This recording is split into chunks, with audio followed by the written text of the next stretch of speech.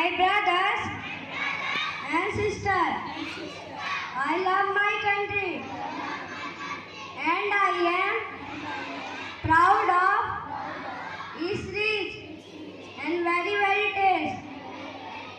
I shall always try to be worthy of it. I shall respect my parents, teachers and elders. I shall treat everyone with courtesy.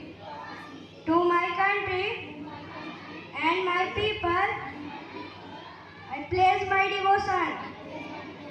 In their well-being and prosperity alone lies my happiness. Thank you, sir.